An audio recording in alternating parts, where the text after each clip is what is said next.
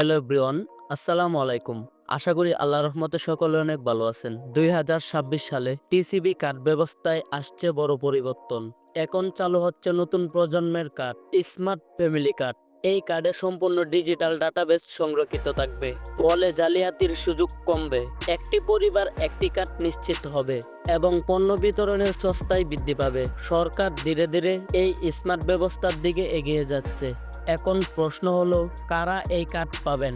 সাধারণত অধিকার পায় নিম্ন আয়ের পরিবার, দিনমজুর, রিক্সা চালক ও শ্রমজীবী মানুষ, বেকার বা অল্প আয়ের ব্যক্তি, বিধবা নারী বা অসহায় পরিবার, যাদের নিয়মিত আয়ের নির্দিষ্ট উৎস নেই এবং যাদের পরিবার সরকারিভাবে দরিদ্র চিহ্নিত।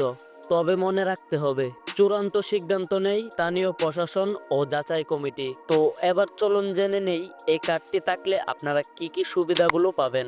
বাজারের তুলনায় কম দামে নিত্য প্রয়োজনীয় পণ্য, নির্দিষ্ট পরিমাণ পণ্য নিশ্চিত পাওয়া, রমজান বা উৎসবে বাড়তি সুবিধা, লাইনে দাঁড়িয়ে থাকার কম ঝামেলা এবং পরিবারের মাসিক খরচ কমে আসবে। তবে কার্ড না থাকলেও যেসব সুবিধাগুলো আপনারা টিসিবি থেকে পাবেন। কিছু সময় কিছু স্থানে সরকারিভাবে কম দামে পণ্য পাওয়া যায়, তবে পরিমাণ একদমই সীমিত। তবে সব জায়গায় কিন্তু একই নিয়ম নয় এবং ভিড়টা একটু বেশিই হয়। তাই সরকারিভাবে এই নিয়মিত সুবিধাগুলো পেতে একটি দরিদ্র পরিবারের জন্য একটি ফ্যামিলি কার্ড থাকাটা খুবই গুরুত্বপূর্ণ।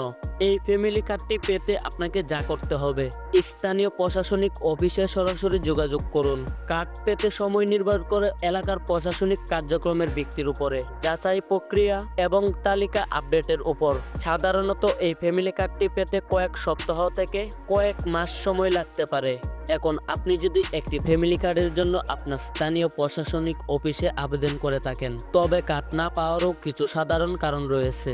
ভুল বা অসম্পূর্ণ তথ্য দিলে, আগেও যদি একটি কার্ড থেকে থাকে এবং দরিদ্র পরিবার হিসাবে তালিকায় নাম না থাকলে, অথবা একটি পরিবারের নামে একাধিক কার্ডের তথ্য পাওয়া গেলে এবং যাচাই প্রক্রিয়া যদি শেষ না হয়ে থাকে। সর্বশেষ কিছু গুরুত্বপূর্ণ কথা, কোনো দালালের চক্করে বা কোনো দালালের কথাই বিশ্বাস করবেন না। আপনি নিজেই স্থানীয় প্রশাসনিক অফিসে যোগাযোগ করুন, কোনো অতিরিক্ত টাকা দিবেন না। সব তথ্য সঠিকভাবে দিন এবং নিয়মিত প্রশাসনিক অফিসে খোঁজ রাখুন। সচেতন থাকুন, নিরাপদ থাকুন। ধন্যবাদ।